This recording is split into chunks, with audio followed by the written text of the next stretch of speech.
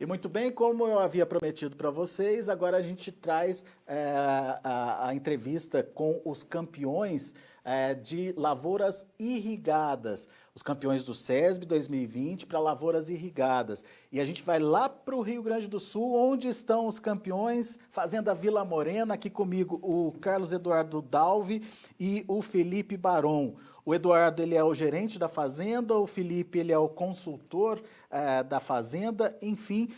Senhores, parabéns, obrigado por nos atender e nos contar um pouquinho, compartilhar um pouquinho dessa experiência de vocês. Afinal de contas, foram quase 112 sacas por hectare, 111,93 na área aí que foi dedicada aí para o SESB. É uma bela de uma produtividade, eu queria que vocês contassem qual que é o segredo. Pode começar com você, Eduardo, pode ser? Bom dia, podemos começar sim. Não posso dizer que não existe somente um segredo ou um grande segredo, né? A gente entende que esse nosso resultado aí é fruto do nosso trabalho, do nosso esforço, num período bem grande de tempo aí. E nós conseguimos criar um sistema produtivo dentro da fazenda, né? E viemos uma evolução gradativa ao longo do tempo. Então, felizmente, esse ano a gente conseguiu bater os nossos recordes aí e como foi provado pela auditoria do SESB nessa área que a gente havia inscrito. E esse processo começou quando, Eduardo? A fazenda que foi adquirida no final de 2007, né?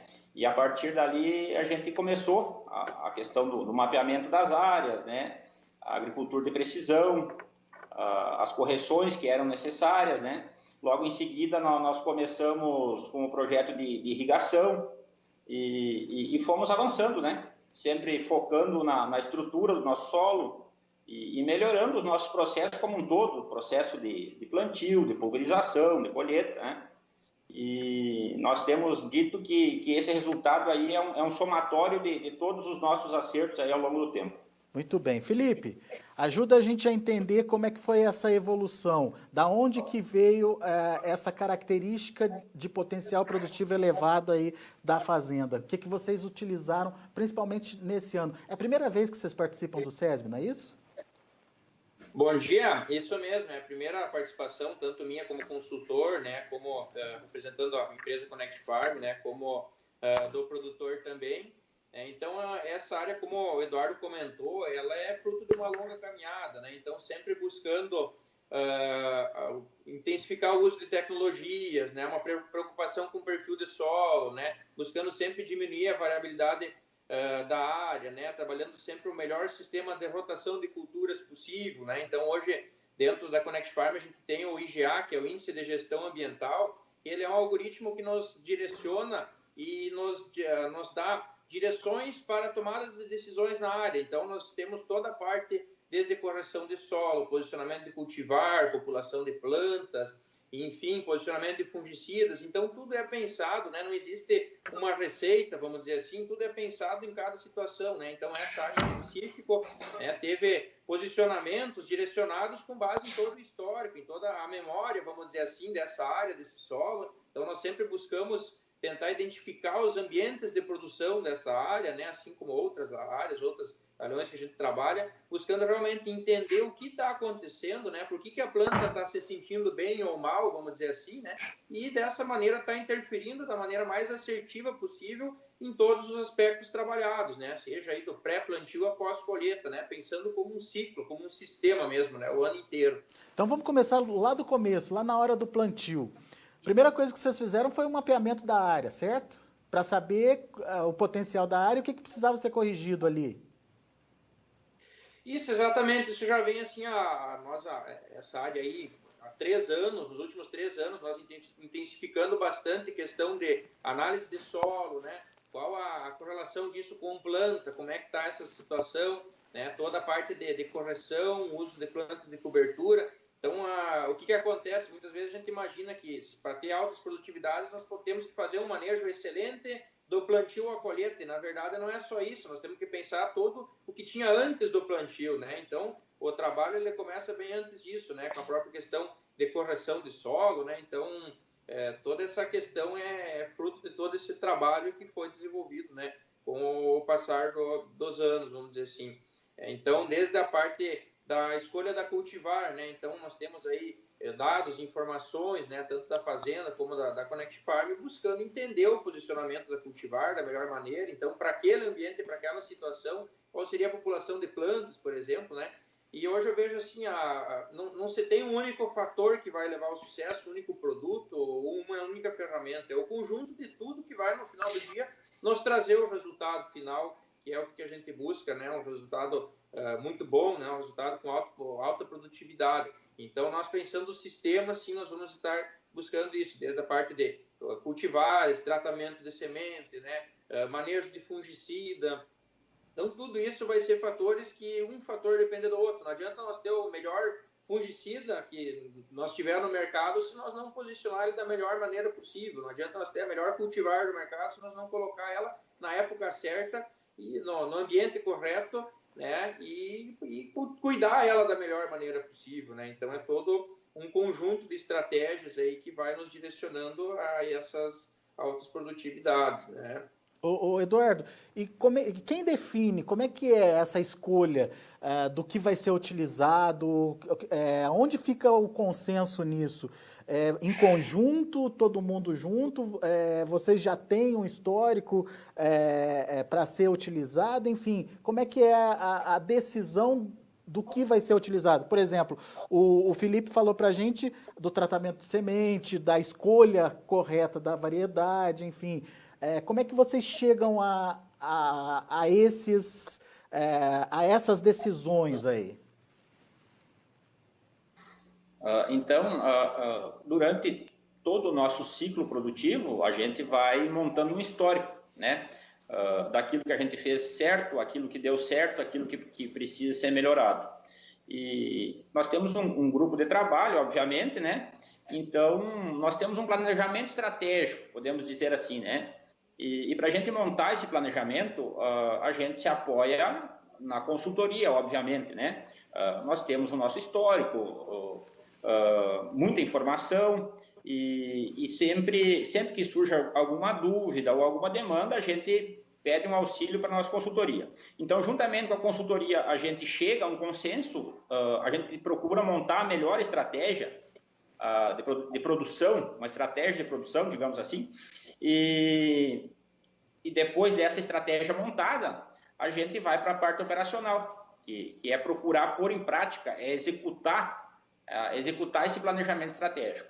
Então, também na parte operacional, sempre que surge um problema, né, a gente se apoia na consultoria, vai corrigindo, vai pedindo ajuda, e como eu disse, né, a gente procura registrar tudo que a gente faz de certo e de errado, para no ciclo seguinte, no próximo ano, a gente fazer as correções que são possíveis e necessárias e seguir avançando. Muito bem. Só para a gente entender, toda a área de produção de vocês está sob pivô ou não? Não, em torno de 75% de área irrigada. 75%. E nessa área especificamente, como é que foi a escolha do perfil, né, enfim, da área que ia ser colocada aí para disputa no SESB? Dentro da fazenda, obviamente, nem todos os talhões são iguais, né? Então, a gente sabe que esse talhão é o nosso melhor talhão em estrutura de solo, fertilidade, de um modo geral, produtividade, um histórico muito bom de produtividade. E esse talhão a gente vem trabalhando já há 3 anos com um projeto Construindo e Desafiando a Produtividade. Então, a gente procurou concentrar nessa área os melhores recursos que nós tínhamos, que nós podíamos usar, né? Justamente para ver e entender até onde nós poderíamos chegar com a nossa produtividade. Mas daí vocês escolheram uma parte de um pivô, é isso?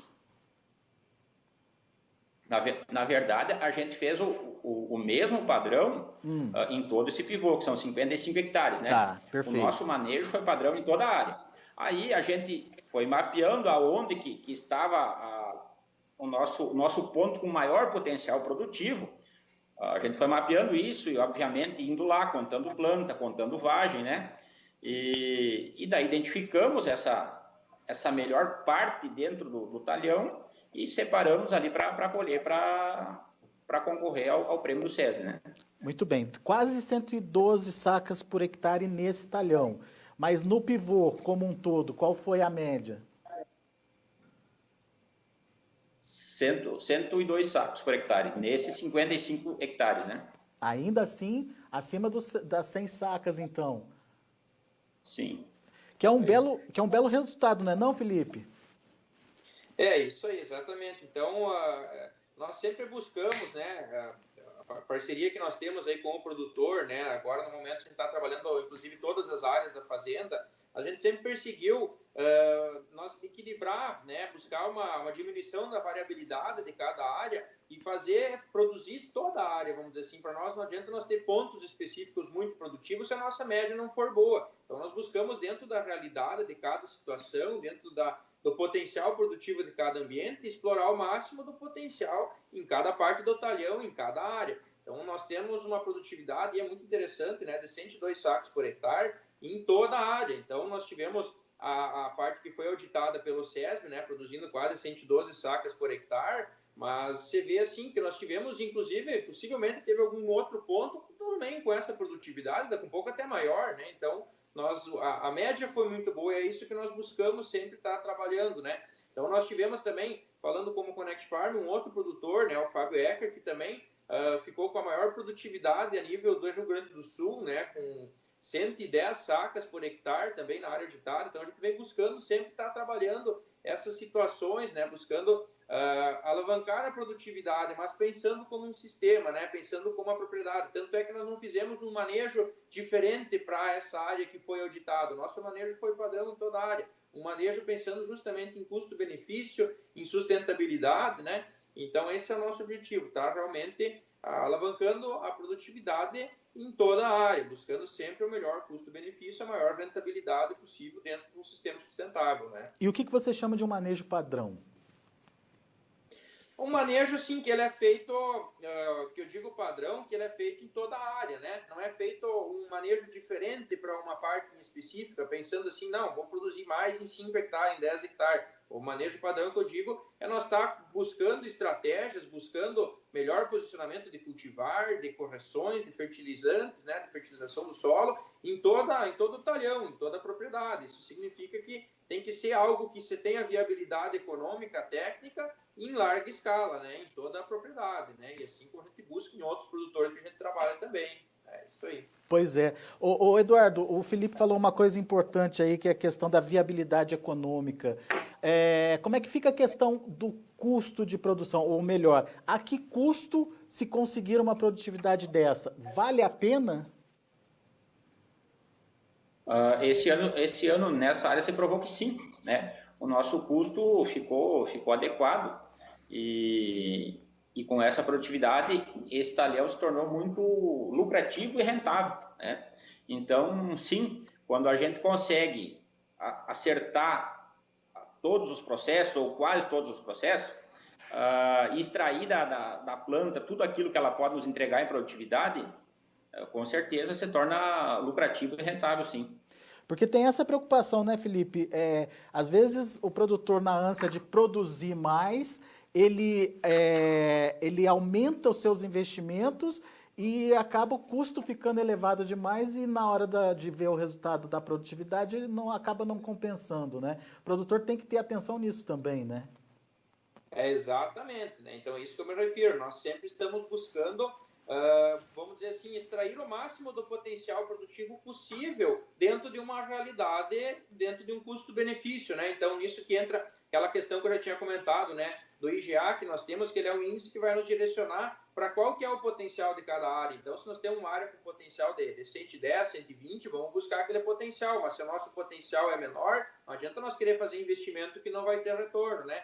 E aí nós temos toda essa parte de direcionamento de recursos de acordo com cada situação, né? Então, em toda a propriedade, vamos dizer assim, o manejo não é todo igual. Então, isso é um ponto até que alguns produtores já me perguntaram, né? Mas Felipe, como é que se faz para colher 100 sacos por hectare? E, na verdade, não se tem uma receita para isso. Eu tenho certeza que o mesmo manejo que foi feito nessa área, que nós colhemos 112 por hectare, se levar para outra área, pode não produzir isso, porque cada área vai ter uma situação, uma característica específica, né, que ela vai fazer necessitar de um ou outro recurso em maior ou menor proporção, né? Então, isso é muito importante também nós estar buscando essa associação, né? O que nós temos dentro da propriedade, o que nós conseguimos trabalhar, qual que é a situação, qual que é aquele nosso ambiente de produção, ou seja, qual que é aquele nosso potencial? É para 80, para 100, para 120 sacos? Então, nós vamos estar buscando atingir esses potenciais, né?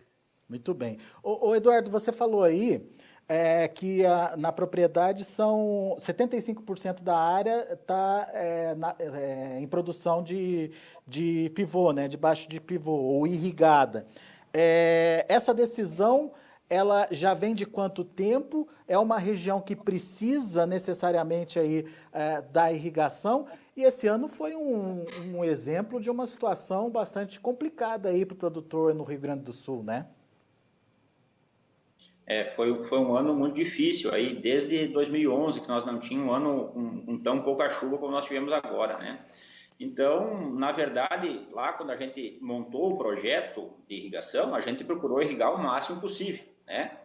Felizmente, como eu disse ali, desde 2011 nós tivemos anos muito bons de chuvas, né? Em que a irrigação não se fez tão necessária. Mas eu vejo que o ponto-chave da irrigação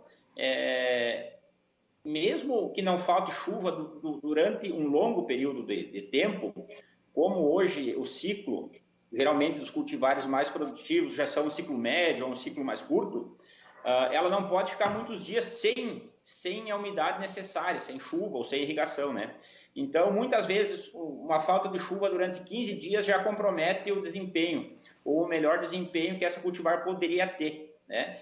Então, a gente planta milho também, né? Produção de milho, que a água também é essencial. Então, nesse sentido que nós procuramos fazer um projeto que cobrisse a maior área possível, porque a gente acredita que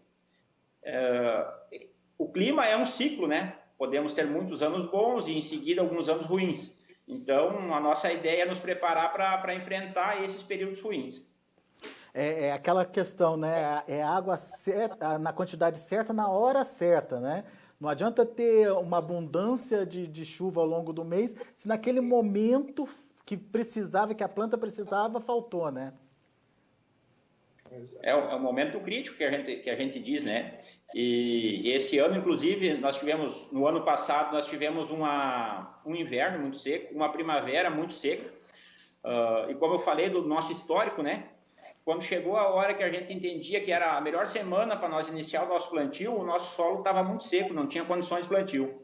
Então, nós tivemos a oportunidade de poder usar esse recurso da irrigação e irrigar antes mesmo do plantio, né? Criamos uma condição de plantabilidade muito boa.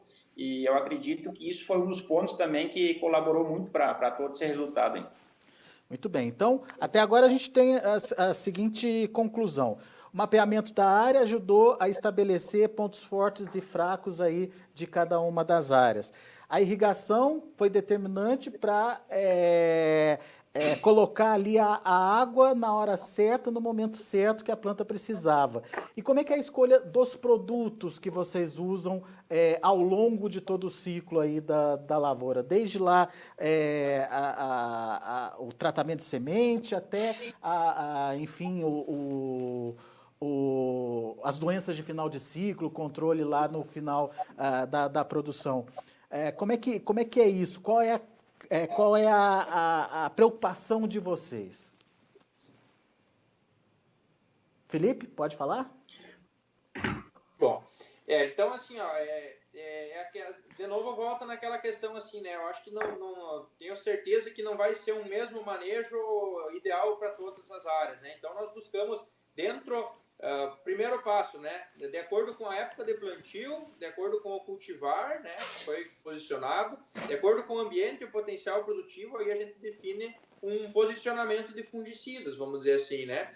Então aí nós fizemos a grande parte do manejo Bayer, né? E nós tivemos esse posicionamento e baseado, né, em todas essas características, né? E nós temos, que nem eu comentei, o IGA, que ele é um índice que ele vai nos direcionando para essas tomadas de decisões. Ou seja, qual que vai ser a melhor cultivar para essa área? Ela vai depender do ambiente, vai depender do histórico, vai depender da condição daquele solo, né? Depois que nós tiver a cultivar, nós vamos ter que ver, de acordo com o ambiente de produção que nós temos, né? Aí nós conseguimos, com o IGA, observar qual a melhor população de plantas. A partir daí, nós conseguimos fazer, então, o melhor posicionamento possível de fungicidas, né? Então, não se tem nada engessado. Hoje, né, nós contamos com um sistema para estar direcionando justamente essas estratégias, essas tomadas de decisões, né? Então, é um algoritmo aí que vai nos ajudando isso, claro, sempre conversando em conjunto com o produtor, tomando decisões, né? Muita questão pode acontecer muitas mudanças, né? Questão climáticas, enfim, pode ter alguma alteração, né?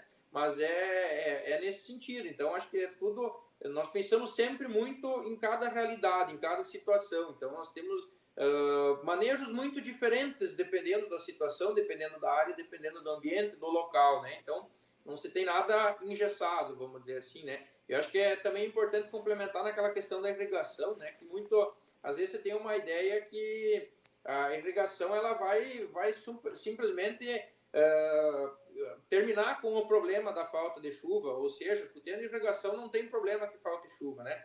E na verdade não é isso, a irrigação ela vem para complementar alguns momentos de falta de água, né? Que foi o que o Eduardo falou, ajudou muito nós a irrigação, com certeza, mas de toda forma nós temos mesmo assim que ter um solo bem estruturado, um perfil de solo construído, porque se nós for contar somente com a água da irrigação, nós não conseguimos suprir toda a demanda da planta. Nós dependendo do período que a planta estiver, nós podemos ter necessidade aí de 6, 7, 8 milímetros de chuva por dia, né? Ou de água, vamos dizer assim. Isso pensando que nós vamos ter uma certa perda na irrigação, né? Ainda mais num período bem seco que a gente teve, com temperatura alta, umidade relativa do ar baixa, nós precisamos irrigar aí daqui a pouco 10, 12 milímetros por dia para nós ter uma sobra de água, vamos dizer assim, para a planta aproveitar, de 8, 9 milímetros. Então, quem trabalha com pivô sabe que não é bem assim, nós irrigar todo dia uma lâmina de 10, 12 milímetros, até porque muitas vezes você tem uma bomba para 2 pivô. Então, o que eu quero dizer com isso? A planta ela precisa, de qualquer maneira, explorar o perfil de solo, ter raízes profundas, para também buscar água e nutrientes em profundidade. E aí sim a irrigação vai estar suplementando isso. Mas não adianta nós achar que só a irrigação vai fazer todo esse serviço, né?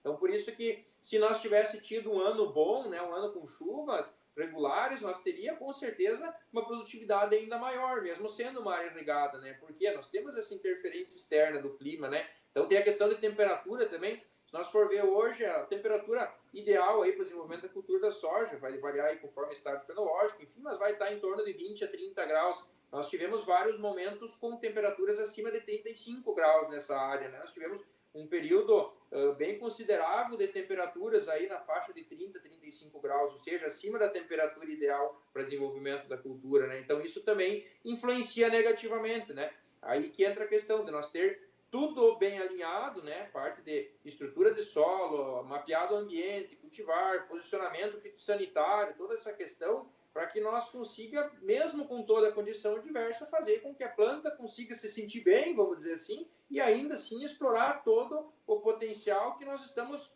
fornecendo para ela, né? Seja de adubação, enfim, tratamento fitossanitário, toda essa questão, né? Muito bem. Eduardo, qual é a lição que fica dessa experiência? Olha, nesse momento eu posso te dizer que vale a pena todo o esforço que a gente fez ao longo do tempo, né? Porque a lavoura, a agricultura, de modo geral, é uma guerra diária, né? É uma batalha contra a praga, contra a erva invasora, contra o clima, né? E muitas vezes a gente se sente cansado ou até desanimado, né? Mas, como eu disse no começo, né? Esse resultado aí vem para coroar todo o nosso esforço, nos recompensar, né? É a recompensa de todo o nosso esforço em todo esse tempo aí. Felipe, qual é a lição que fica? Bom, com certeza muito gratificante, né? Conseguir observar que todo o trabalho de um longo período está realmente dando resultado, né? Isso nos deixa muito motivado também a seguir perseguindo altas produtividades, perseguindo melhorias, né? E isso que o Eduardo falou é perfeito, né? Então, nós não conseguimos, de um ano para o outro, ou numa cultura, tá melhorando 50 para 100 sacos, por exemplo. Então, para vocês terem uma ideia, essa área mesmo, né? Nos últimos 3 anos, Na safra 17 e 18, nós tivemos uma produtividade de 86 sacas por hectare, né? Foi a maior média da propriedade naquele ano. Então, na safra 18 e 19, nós tivemos 234 sacos de milho nessa área, também é uma produtividade, uma das maiores da história, a maior produtividade da história da fazenda, né?